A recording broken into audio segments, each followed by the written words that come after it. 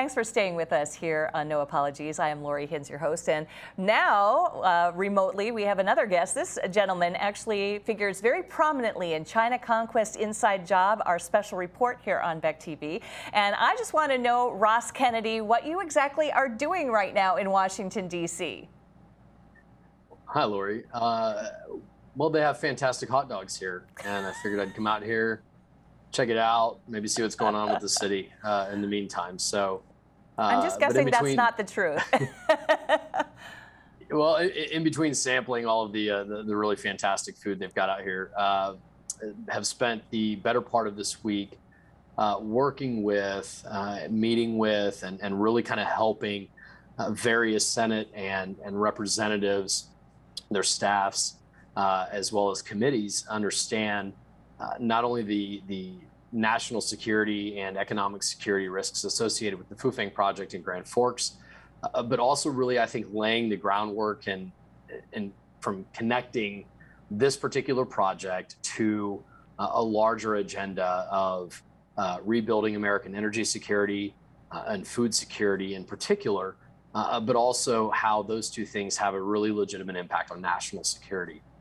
And one of the things that people really don't understand when they study, in the case of subnational Chinese influence operations, which, of course, you just guys released this fantastic report on, the nature of subnational influence campaigns is that they do not work unless they are targeting something that it makes sense for a community or a country to need at some level.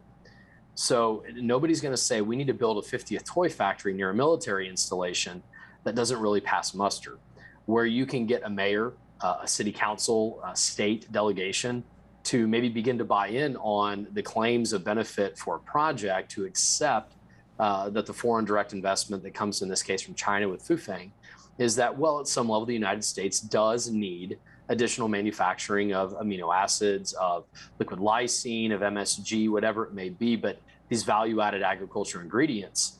And once you hook the perception of value and requirement and need to that project, it's very easy to begin to excuse all manner of warning signals of really kind of crazy things, frankly, that you wouldn't tolerate or accept unless you feel like you're making a really important bargain in the process.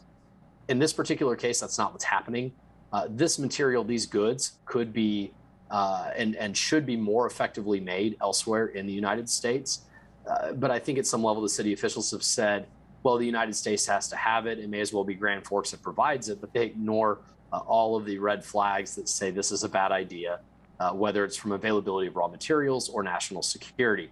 And so a big part of what this week has been about is about saying, hey, we owe at some level the originators of this Chinese campaign in Grand Forks, we owe the city officials at some level a little bit of gratitude, at least, for helping show the rest of us and helping show our national leaders that these are gaps. These are gaps that were strategically targeted and exploited. These are gaps that were excused by the city officials as being necessary to the country. And so, yes, we need to make this deal.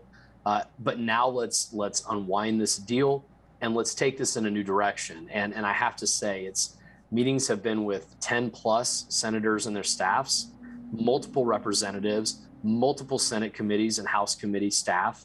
And these are the people that are working on these issues diligently. And I think after this week, they understand a lot of what's at stake here a little bit better.